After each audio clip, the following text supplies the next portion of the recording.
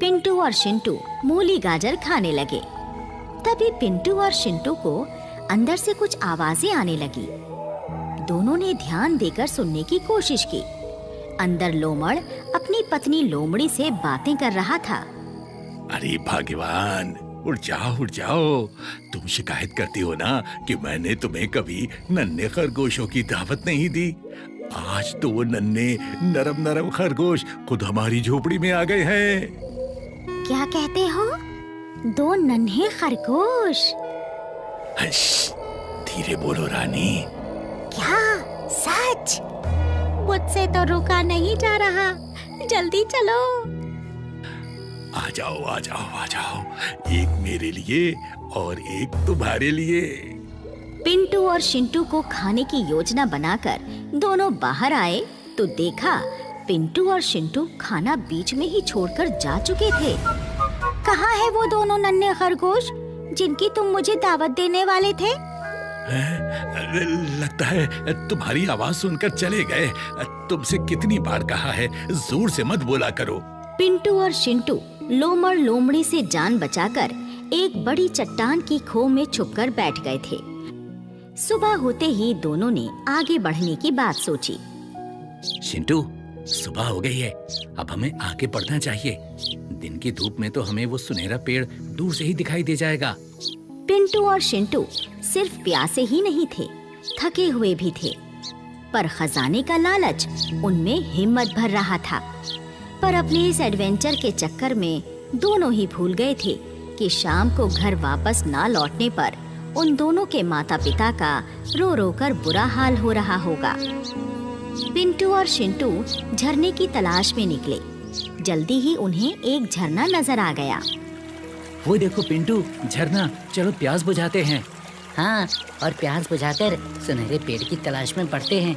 सूरज भी चढ़ आया है, अब तो हमें वो पेड़ दूर से ही चमकता नजर आ जाएगा। हाँ, सही कहते हो, आ जाओ। दोनों झरने के पास गए, जी भरकर पानी पिया और अपनी प्यास बुझाकर दोनों सुनहरे पेड़ की तलाश में बढ़ने लगे। कभी इधर भागते तो कभी उधर भागते, पर सुनहरा पेड़ उन्हें कहीं नजर नहीं आया। धूप और गर्मी से उनका बुरा हाल हो रहा था। भूख भी उन्हें सता रही थी और अब तो उन्हें घर और अपने माता पिता की याद भी आने लगी थी। इधर उधर कूदते फांदते दोनों बुरी तरह थक चुके थे। एक और दिन ढलने को था, तभी उन्हें शेर की दहाड़ सुनाई दी। दोनों डर से थर थर कांपने लगे। अरे यार, हमें वो सुनहरा पेड़ भी तो कहीं नहीं दिखाई दिया जिसके नीचे खजाना है। अब हम क्या करें? अब तो पिंटू भाई, हमारे पास एक ही रास्ता है, वापस अपने घर की ओर भाग चलें। पर अब हम सीमा से दूर हैं और जंगल में भटक गए हैं। अब हमें कोई नहीं बचा सकता।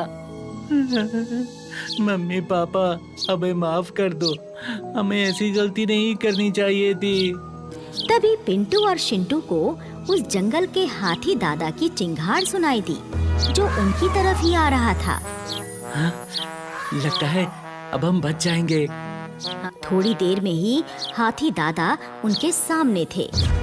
पिंटू और चिंटू दौड़कर हाथी दादा के पैरों में पड़ गए और रो रो कर प्रार्थना करने लगे। हाथी दादा, हमें बचा लो।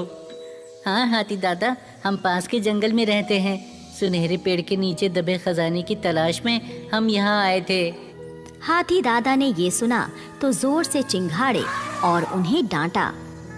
अरे बेवकूफो, इस तरह का कोई खजाना कहीं नहीं होता।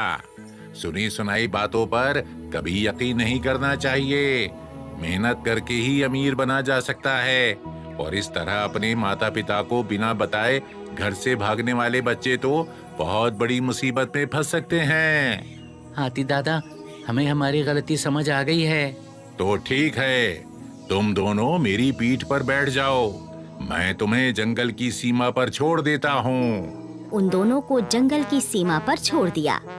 अपने जंगल की सीमा पर पहुंचकर दोनों ने हाथी दादा को धन्यवाद दिया और अपने अपने घर की ओर दौड़ चले। जैसे ही वो अपने घर पहुंचे, उनके माता पिता उन्हें देखकर खुश हो गए। मुझसे बड़ी गलती हो गई मम्मी पापा, मुझे माफ कर दीजिए प्लीज। मैं कसम खाता हूँ मम्मी पापा, अब मैं आपको बताए बिना कभी भी कहीं नहीं जाऊंगा। दोनों को अपना सबक मिल चुका था। ये देखकर उनके मम्मी पापा ने उन्हें माफ कर दिया